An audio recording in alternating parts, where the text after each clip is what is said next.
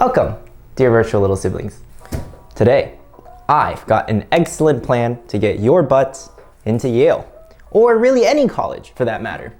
Okay, but before we get to that, let's just talk about Yale for a second. I mean, aside from having a bulldog as a mascot and this beautiful dining hall that looks like something out of Harry Potter, what else is this place known for?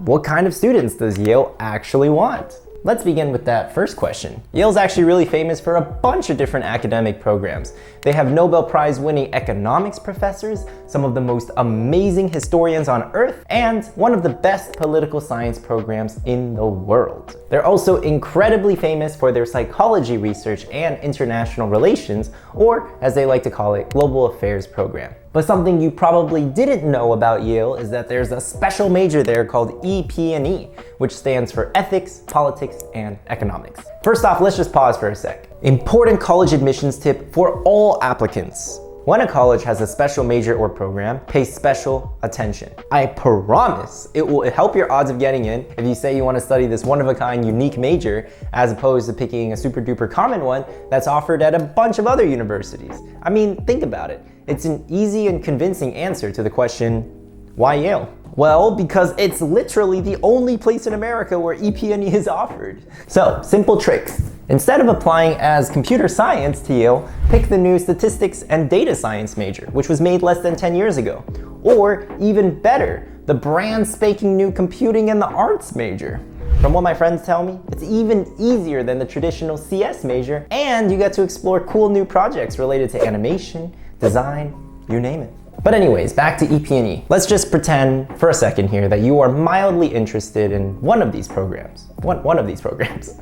Ethics, politics, or economics. Now, let's approach each of these three subjects through the lens of an egg. Starting with ethics. Is eating eggs morally acceptable or foul play? Is cracking an egg equivalent, in your opinion, to killing a baby chicken? And do you think that killing baby chickens is wrong? Some say yes. Others argue no. Honestly though, your stance isn't the important thing. What is important is how you decide to articulate and highlight this controversy. Perhaps you decide to host a debate between a vegan and a chicken farmer in your community, then stream the whole event on Twitch. Or maybe you decide to write a dozen egg-shaped poems about this topic, with half being in support of eating eggs and half about how cruel the practice is. Like I mentioned in the How to Get Into Harvard with a Potato video, it's all about creativity and ingenuity. And again, those are just two ways to inspire philosophical exchanges and discussion in your community. But of course, the opportunities are simply endless. This in many ways connects directly to the political. Instantly, my mind goes to human eggs and abortion, right?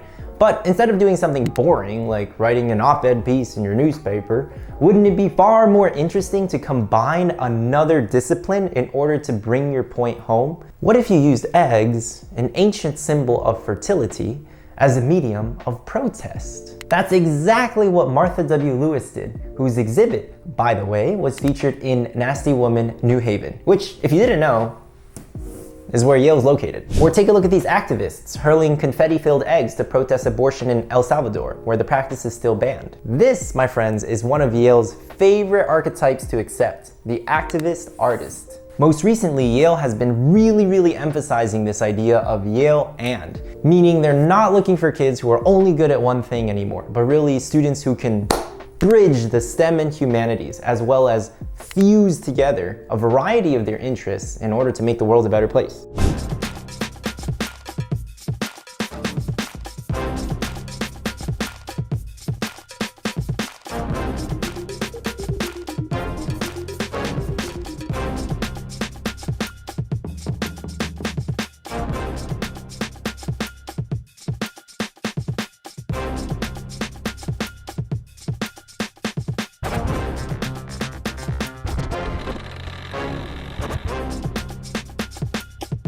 Alright friends, I hope you enjoyed that quick break. Don't forget to like and subscribe if you're finding this video even remotely helpful.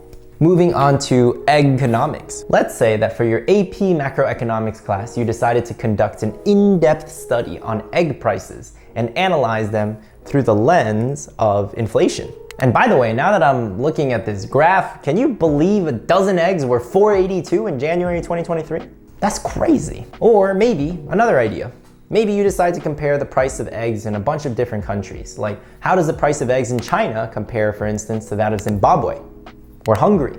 Perhaps the quality and the demand is more or less the same, but the supply is different, which is resulting in this huge range of prices. But wait, there's more. What if you used eggs as a way to show behavioral economics and psychology at play? Quick aside, while I was at Yale, I took some classes at the Yale School of Management, and there was this really famous, utterly fascinating class about persuasion and influence. At the start of the semester, the Yale School of Management students had to take something really minor and insignificant, like a paperclip, and then just keep trading it with folks throughout the duration of the course. I remember hearing about this one guy who traded his paperclip for a piece of gum, traded that for a pencil, traded that for an old book, and then kept going and going and going until he ended up with a used car. You could do the same thing with an egg. See how many people you can convince to trade with you throughout the course of a month or a semester. Or how about this? What if you were the one organizing the activity or competition?